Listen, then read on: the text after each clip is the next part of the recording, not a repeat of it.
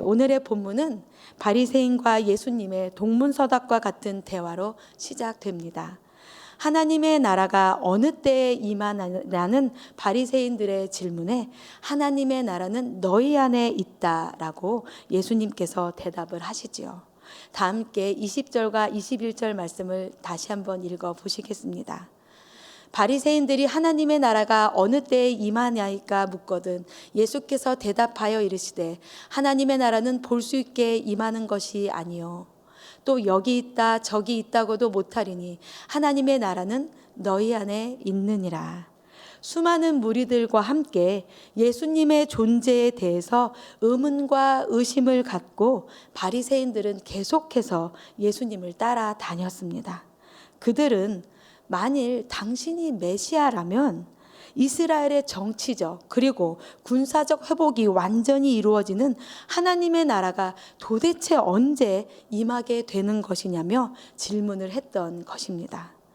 로마서 1장 18절에는 불의로 진리를 막는 사람들에 대한 이야기가 나오는데요. 하나님을 알면서도 하나님을 영화롭게도 하지 않고 감사하지도 않으며 오히려 생각이 허망해져서 미련한 마음이 어두워졌기 때문에 스스로 지혜롭다고 하지만 너무나도 어리석은 사람이었던 바리새인들은 크게 두 가지를 놓치면서 예수님께 질문을 하고 있었던 것입니다. 첫째, 하나님의 활동에 대한 인간의 계산은 오만이나 불경을 넘어 무익한 것이라는 사실입니다. 하나님의 통치가 언제, 어디서, 어떻게 임하는지에 대한 부분은 하나님의 지혜 속에 감추어져 있는 것입니다. 예수님께서 승천하시기 바로 전에도 예수님의 제자들도 예수님께 이스라엘 나라를 지금 회복시킬 것인지 질문했는데요. 정말 예수님이 하늘로 올라가시기 전에 마지막 질문이 바로 이것이었다는 게 너무 아이러니합니다. 사도행전 1장 6절에서 7절 말씀입니다. 그들이 모였을 때에 예수께 여쭈고 이르되 주께서 이스라엘 나라를 회복하심이 이때니까 하니 이르시되 때와 시기는 아버지께서 자기의 권한에 두셨으니 너희가 알 바 아니요. 공생의 기간에도 그날과 그때는 아무도 모르고 하늘에 있는 천사들도 아들도 모르고 아버지만 아신다라고 예수님께서 분명히 말씀하셨는데도 불구하고 사람들은 그날과 그때에 대한 궁금증을 그때에도 그리고 지금까지도 쉽게 떨쳐버리기가 어려운 것 같습니다. 그래서일까요? 인류의 역사 가운데 인간의 잘못된 계산과 주장으로 인해 소위 구원파와 관련된 참으로 안타까운 사건들이 여러 번 있었습니다. 둘째, 바리새인들은 자신들이 볼 수 있는 유일한 참 표적은 배척하면서 하나님의 나라가 임재한 표적을 구하고 있었다는 것입니다. 예수님의 성육신은 곧 하나님의 나라의 도래와 존재를 의미하며 선명하게 하나님의 나라를 그들에게 제시하는 것이었는데요. 하나님의 나라가 이 땅에 임재한 유일한 참 표적은 그리스도 예수입니다. 성경은 곳곳에서 하나님의 나라가 임재한 표적이 맹인이 보며 못 걷는 사람이 걸으며 나병 환자가 깨끗함을 받으며 귀먹은 사람이 들으며 죽은 자가 살아나며 가난한 자에게 복음이 전파되는 것이라고 이야기하고 있습니다. 예수님이 이 땅에 오심으로 예수님이 하셨던 모든 치유와 회복의 사역에 대한 기술이지요. 또한 마태복음 12장 28절의 말씀과 같이 예수님의 축사의 사역은 하나님의 나라가 이미 그들에게 임한 것을 드러내는 것이었지요. 마태복음 12장 28절에는 어떤 내용이 나옵니까? 예수님께서 귀신을 쫓아내어 이런 여러 가지 기적들을 펼치실 때 바리새인들이 예수님에게 이렇게 말하잖아요. 너가 마귀의 왕인 바알세불의 힘을 빌어서 이런 일을 하고 있다라고. 그랬더니 예수님이 이렇게 대답하셨습니다. 내가 하나님의 성령을 힘입어 귀신을 쫓아내는 것이라면 하나님의 나라가 이미 너희에게 임하였느니라. 바리새인에게 그렇게 말씀하셨는데도 불구하고 바리새인들은 또 예수님께 하나님의 나라가 어느 때에 임하냐고 예수님에게 오늘 본문을 통해서 질문하고 있는 것입니다. 예수님에 따라서 예수님의 오심과 예수님의 사역은 그 당시 사람들에게 하나님의 나라가 이미 이 땅에 임했음을 드러내는 것이었습니다. 누가복음 12장 56절에 예수님께서 너희가 천지의 기상은 분간할 줄 알면서 어찌 이 세대는 분간하지 못하느냐라고 무리들에게 말씀하셨듯이 바리새인들은 이미 그들 가운데 임한 하나님의 나라를 바라보지 못하고 도대체 언제 하나님의 나라가 임하는지를 또 물어보고 있는 것입니다.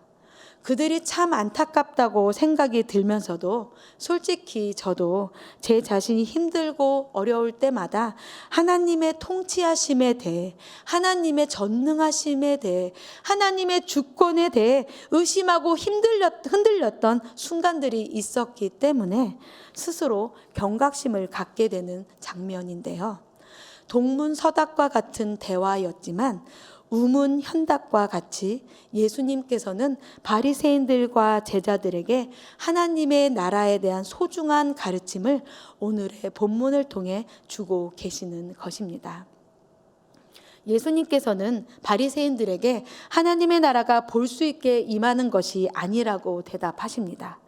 그들의 일반적인 상식이나 기대를 뛰어넘어 또한 관찰하거나 분석하지 않아도 하나님의 나라가 임재한 표적들을 통해서 누구나 쉽게 인식할 수 있도록 하나님의 나라가 이미 이 땅에 임했다고 대답하시죠. 여기 있다 저기 있다고도 못할 것이라는 미래 시제의 동사를 통해서 완전한 하나님의 나라가 장차 일어날 일이라는 것, 장차 오실 예수님으로 통하여서 성취될 것이라는 것을 말씀하시면서 바리새인들의 생각이 틀렸다는 것을 알려주십니다. 더불어 예수님께서는 22절 말씀을 통해서 하나님의 나라가 임한 날과 인자의 날, 즉 재림의 날을 연결하십니다. 예수님의 오심으로 이 땅에 임한 하나님의 나라는 예수님의 다시 오심으로 완성될 것입니다. 따라서 우리는 지금 인자의 때, 바로 마지막 때를 살아가고 있는 것입니다. 예수님께서는 우리 모두도 제자로 부르셨습니다. 거룩한 성도는 예수님의 제자로서 이 세상을 살아가는 사람들입니다. 마태복음, 마가복음, 누가복음, 그리고 요한복음의 주인공은 물론 우리 구주 예수님이시지만 더불어 예수님의 부르심에 응답하고 예수님을 따라간 제자들에 대한 이야기도 자세히 담고 있는데요. 하나님의 나라의 복음에 대한 무리들을 향한 선포와 가르침도 담고 있지만 예수님의 제자들을 향한 소중한 가르침도 담겨 있습니다. 오늘의 본문을 통해서 예수님께서는 제자들에게 그리고 마지막 때를 살아가고 있는 우리들에게 흔들리고 혼탁한 세상 가운데에서 어떻게 살아가야 하는지 중요한 삶의 원칙들을 가르쳐주고 계십니다. 예수님의 재림의 날을 깨어 준비하기 위해서 과연 우리는 어떻게 살아가야 할까요? 우리 모두 오늘 말씀을 통하여서 예수님의 소중한 가르침을 깊이 깨닫고 예수님의 제자로서 오늘 하루도 승리하며 살아가기를 간절히 축원합니다. 첫째, 거룩한 성도는 마지막 때에 예수님의 가르침을 기억하고 거짓 예언에 이끌려 미혹되어서는 안 됩니다. 오늘 말씀 22절에서 24절 말씀을 함께 읽어 보시겠습니다. 또 제자들에게 이르시되 때가 이르리니 너희가 인자의 날 하루를 보고자 하되 보지 못하리라. 사람이 너희에게 말하되 보라 저기 있다 보라 여기 있다 하리라. 그러나 너희는 가지도 말고 따르지도 말라. 번개가 하늘 아래 이쪽에서 번쩍이어 하늘 아래 저쪽까지 비친 같이 인자도 자기 날에 그러하리라. 예수님께서는 인자라는 칭호를 다른 어떤 칭호들보다 더 많이 사용하셨는데요. 심지어 마태복음에는 30번이나 이 칭호를 사용하셨다고 합니다.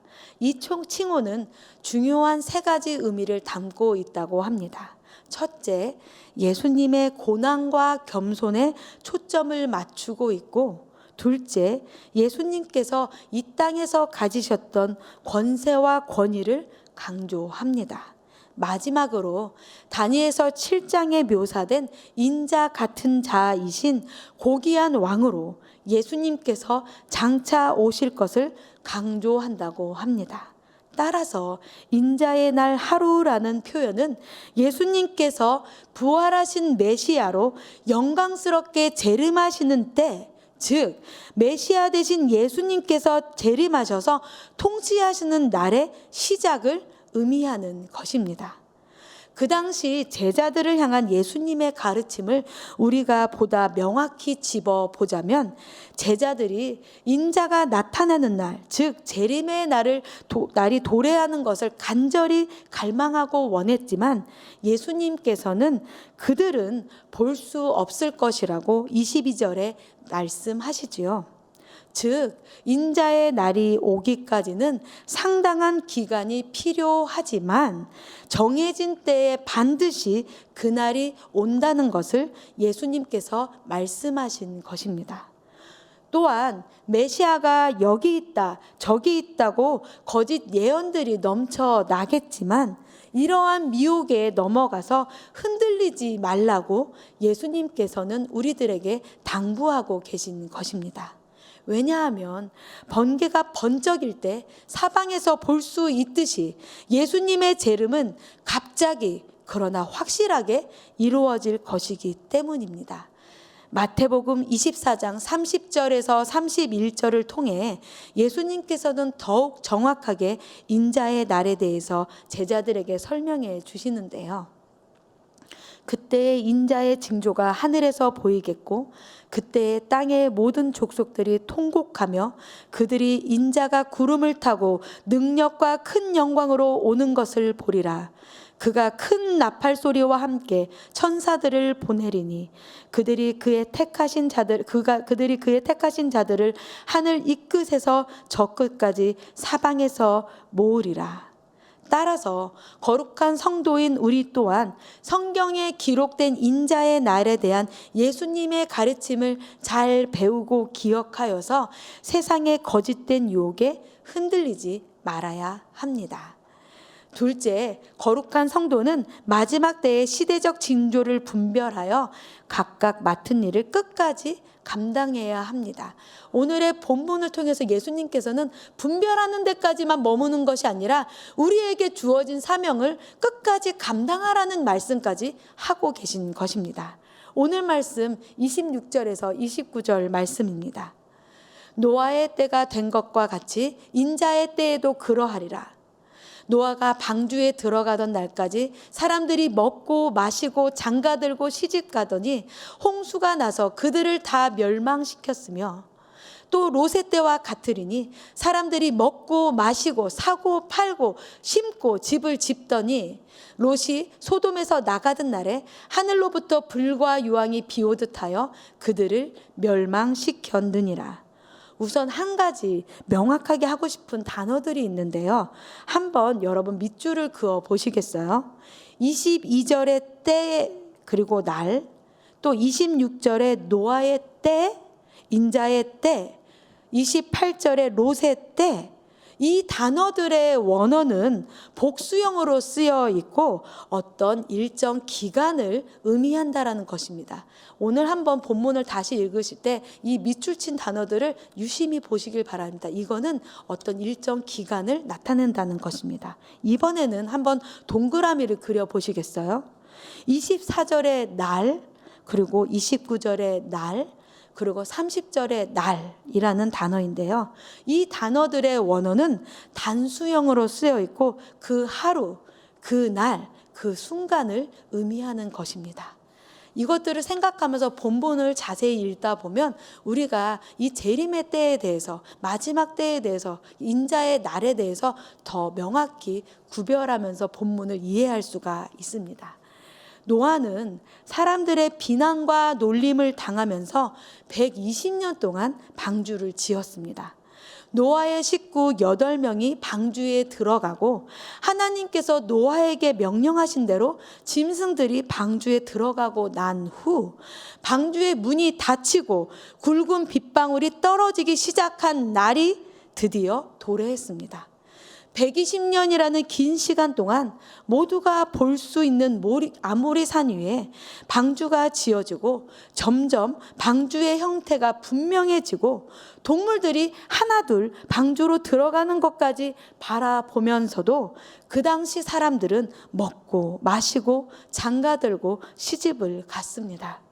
노아가 방주에 들어가서 문을 닫을 때까지도 사람들은 먹고 마시고 장가들고 시집을 갔다는 것입니다. 소돔과 고모라의 압제와 불의로 인한 부르짖음이 크고 그 죄악이 너무나 무거워서 여호와 하나님께서 소돔과 고모라를 멸하시려 한다는 이야기를 듣고 롯은 그 딸들과 결혼할 사위들에게 전했습니다. 그런데 그의 사위들은 그 말을 농담으로 여겼다고 성경은 기록하고 있는데요. 계속해서 죄악이 쌓이는 그 기간 동안에 소돔 성 안의 사람들은 먹고 마시고 사고 팔고 심고 집을 지었습니다. 심판을 경고받았는데도 불구하고 오직 자기 자신을 위해서 먹고 마시고 자신의 재물에 집착해서 재산과 물건을 불리고 모으는 데 집중했던 것입니다. 거룩한 성도는 시대적 징조를 분별하고 항상 깨어 근신해야 합니다. 노아의 때의 사람들과 같이 경고에 아랑곳하지 않고 다람쥐 쳇바퀴 돌듯이 그냥 생각 없이 살아가면 안 됩니다. 롯의 때의 사람들과 같이 하나님의 경고를 농담으로 여기고 자기 자신이 원하는 것에만 집중하며 살아가면 안 됩니다. 인자의 날은 반드시 갑자기 그리고 확실하게 올 것을 우리는 이미 알고 있기 때문입니다. 데살로니가 전서 5장 1절에서 2절은 이렇게 말씀하지요. 형제들아, 때와 시기에 관하여는 너희에게 쓸 것이 없음은 주의 날이 밤에 도둑같이 이를 줄을 너희 자신이 알기 때문이라. 오히려 거룩한 성도는 하나님께서 맡기신 일들을 끝까지 순종하며 하나님의 말씀을 믿어야 합니다. 노아와 같이 그 기간이 120년이 걸리더라도 하나님의 말씀에 우리는 순종해야 합니다. 롯이 가족과 사위들에게 하나님의 경고를 전달한 것과 같이 하나님의 뜻을 사람들에게 전해야 합니다. 거대한 방주를 짓는 것과 같이 큰 일이던 주변 사람들에게 소식을 전하는 정도의 작은 일이던 사명을 주신 하나님께 우리는 온전히 순종해야 한다는 것입니다. 하나님의 일을 맡은 자인 우리들에게 맡겨진 일의 크기나 종류에 상관없이 온전한 순종, 곧 충성이 요구되는 것입니다. 고린도전서 4장 1절과 2절 말씀은 우리에게 이 충성의 소중함을 강조합니다. 우리말 버전 성경입니다. 이와 같이 사람들은 우리를 그리스도의 일꾼이요 하나님의 비밀을 맡은 사람들로 봐야 합니다. 그리고 맡은 사람들에게 요구되는 것은 그들의 신실함입니다. 이어서 이렇게 우리를 격려하지요. 고린도전서 4장 5절 말씀입니다. 그러므로 여러분은 때가 되기 전 곧 주께서 오실 때까지는 아무것도 판단하지 마십시오. 주께서는 어둠 속에 숨겨져 있는 것들을 밝히시며 마음의 동기를 드러내실 것입니다. 그때 하나님께서 각 사람을 칭찬하실 것입니다. 인자가 나타나는 날, 즉 여호와의 크고 두려운 날은 반드시 옵니다. 하나님의 심판이 임하는 날, 악은 반드시 멸망하고 하나님의 사랑의 아들의 나라로 옮겨진 거룩한 성도들은 반드시 구원받을 것입니다. 또한 하나님께서는 잘하였도다 착하고 충성된 종아라고 우리 각 사람을 칭찬하실 것입니다. 아멘.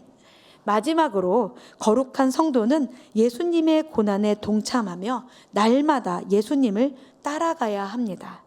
예수님의 고난에 동참하며 날마다 예수님을 따라가야 합니다. 사도 누가는 예수님께서 예루살렘을 향하여 여행하고 계시다는 말을 여러 번 반복해서 누가복음 안에 기록하고 있는데요.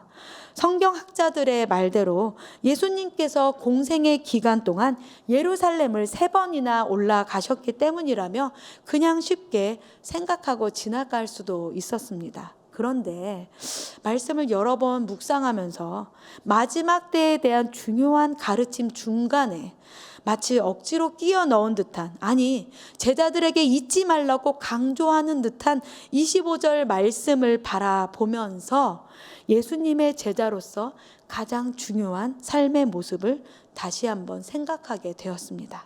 다 함께 25절 말씀을 읽어 보실까요? 그러나 그가 먼저 많은 고난을 받으며 이 세대에게 버림바 되어야 할지니라. 인자의 날이 도래하기 전에 하나님의 구속사의 계획에 의해서 반드시 일어나야 하는 일, 그 일은 바로 예수님의 순환과 십자가에서의 죽으심입니다. 사람들에게 버림받고 외면당하시고 십자가의 고통을 다 받기 위해서 예수님께서는 예루살렘으로 향하셨습니다. 예수님께서는 이 땅에서의 여행의 목적을 잊지 않으시고 한 걸음 한 걸음 예루살렘으로 걸어가셨습니다. 우리는 예수님의 이 모습을 기억해야 합니다. 따라서 우리도 예수님의 고난에 동참해야 합니다. 누가복음 9장 23절의 말씀과 같이 자기를 부인하고 예수님을 따라가는 것은 예수님을 따름으로 예상되는 어려움을 피하려는 얄팍한 계산 따위에 흔들리는 것이 아닙니다. 자기를 부인하고 날마다 자기의 십자가를 지고 예수님을 따라간다는 것은 오히려 예수님의 고난에 적극적으로 동참하여 복음을 위해 희생과 헌신과 수고를 기쁘게 감내한다는 것입니다. 오늘 말씀 32절에 예수님께서는 롯의 철을 기억하라라고 명령하시는데요. 하늘로부터 불과 유황이 비오듯 떨어지는 어마어마한 심판의 날에도, 구원받는 그 순간에도 롯의 아내는 뒤를 돌아보지 말라는 명령을 어기고 자신의 소유를 위해서 뒤를 돌아보아 소금 기둥으로 변해버렸습니다. 우리는 순간순간 우리의 내면을 살피며 스스로에게 질문을 해보아야 합니다. 나는 먼저 하나님의 나라와 의를 위하여 오늘도 살아가고 있는가? 나는 예수님을 따라 좁은 문으로 들어가기를 힘쓰는 예수님의 참 제자인가? 나는 물질보다 하나님을 더 사랑하는가? 점점 십자가의 복음을 잊어버리고 있는 듯한 우리들의 모습을 생각하다 보니 갑자기 영화 국제시장에서 피난 가는 배의 밧줄에 매달려 올라타면서 덕수가 등에 업힌 막순이에게 외친 대사가 생각나는데요. 막순아, 정신 똑똑히 차리라. 여가 운동장 아니다. 놀러 가는 게 아니다. 오라바이 손 꽉 잡아라. 사랑하는 성도 여러분, 우리는 예수님의 고난에 동참하며 날마다 예수님을 따라가는 예수님의 제자입니다. 우리는 멸망으로 인도하는 크고 넓은 문에 들어가는 사람들이 아닙니다. 우리는 이 세상에 속한 사람들이 아니라는 것입니다. 우리는 하나님의 나라에 속한 사람들입니다. 우리는 현재 겪는 고난과 비교할 수 없는 영광을 기대하며 현실의 고난을 인내하며 인자의 날을 기다리는 사람들이라는 것을 절대 잊지 말기를 바랍니다. 사랑하는 성도 여러분, 오늘 우리는 예수님의 재림의 날을 깨어 준비하기 위해서 어떻게 살아가야 할지 예수님의 소중한 가르침을 통해서 함께 깊이 생각해 보았는데요. 우리는 성경 말씀을 통해서 마지막 때에 대해서 잘 배워서 세상의 유혹에 미혹되지 말아야 합니다. 오히려 미혹돼서 그 길로 달려가는 사람들을 불러서 하나님의 나라로 초청해야 합니다. 또한 마지막 때의 징조를 잘 분별하고 우리 각자가 맡은 일을 끝까지 잘 감당해야 합니다. 물론 어렵고 힘든 일이죠. 또한 날마다 예수님의 고난에 동참하며 예수님을 따라가는 제자로서의 삶을 살아가야 합니다. 물론 이 길은 세상 사람들의 비난과 조롱을 받는 길입니다. 때때로 자발적인 포기와 희생을 해야 하는 바보 같은 길이기도 합니다. 하지만 예수님의 재림으로 심판의 날이 반드시 갑자기 그리고 확실하게 올 것이라는 것을 우리는 기억하며 우리를 칭찬하실 아버지 하나님을 기대하며 끝까지 충성된 참 제자로 삶을 살아가기를 간절히 소원합니다.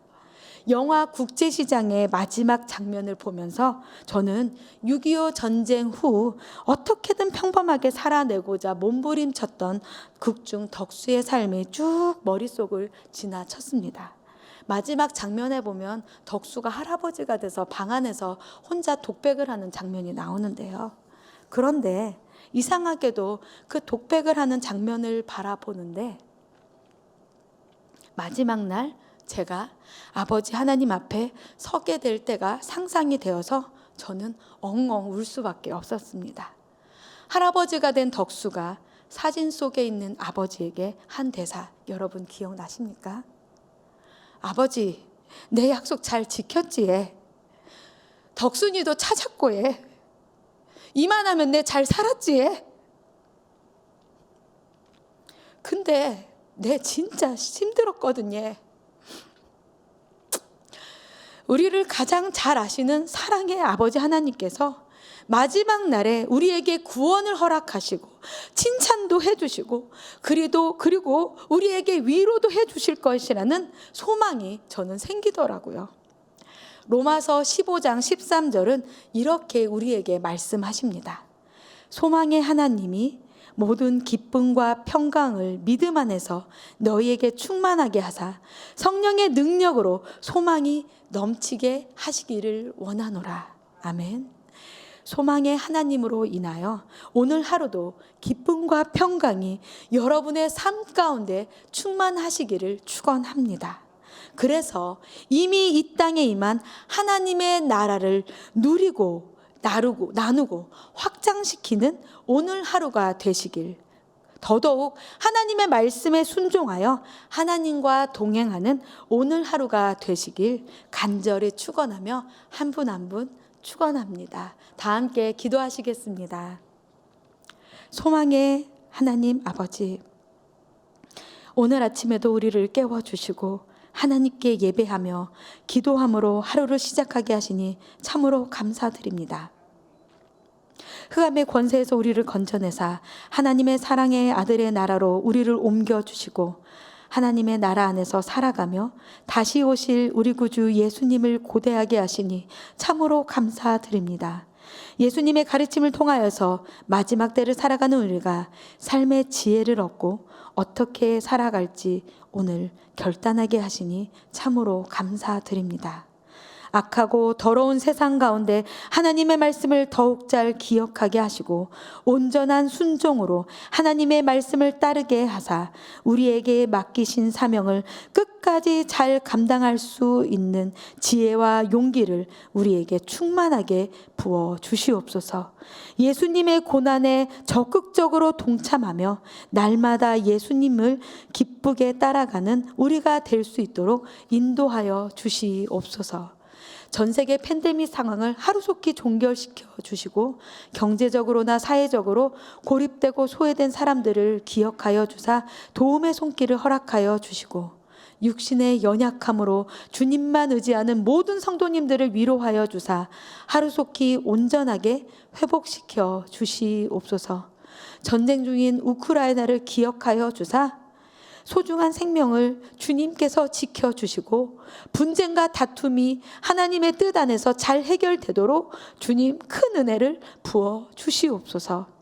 새생명 비전교회를 통해 드려지는 모든 예배와 사역 가운데 주님 홀로 영광받아 주시고 주님 다시 오시는 그날까지 쓰임받고 주님께 칭찬 듣는 우리 교회가 되게 하여 주시옵소서. 사랑하는 강준민 담임 목사님과 모든 교회 지도자들에게 성령 충만함과 영육 간의 강건함을 허락하사 모든 성도들을 잘 섬기고 바른 길로 잘 이끌 수 있도록 하나님의 마음과 하나님의 능력을 더하여 주시옵소서.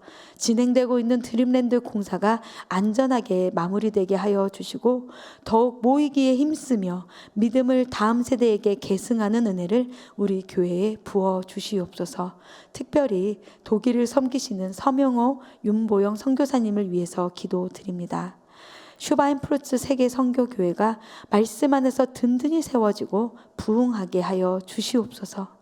여러 곳에 흩어져 사는 한인들을 위해 열심을 품고 중보하게 하며 섬기게 하여 주시고 기회가 닿는 대로 방문하고 말씀과 교제로 그들의 필요를 채우게 하여 주시옵소서. 또한 선교사님의 자녀 유진과 동진이 학업을 잘 감당할 수 있는 지혜와 은혜를 주시옵소서. 이 모든 말씀 사랑하는 우리 구주 예수님의 이름으로 간절히 기도드립니다. 아멘. 하늘에 계신 우리 아버지여, 이름이 거룩히 여김을 받으시오며 나라에 임하옵시며 뜻이 하늘에서 이루어진 것 같이 땅에서도 이루어지이다. 오늘날 우리에게 일용할 양식을 주옵시고 우리가 우리에게 죄진 자를 사하여 준 것 같이 우리의 죄를 사하여 주옵시고 우리를 시험에 들게 하지 마시옵고 다만 악에서 구하옵소서. 대개 나라와 권세와 영광이 아버지께 영원히 있사옵나이다. 아멘.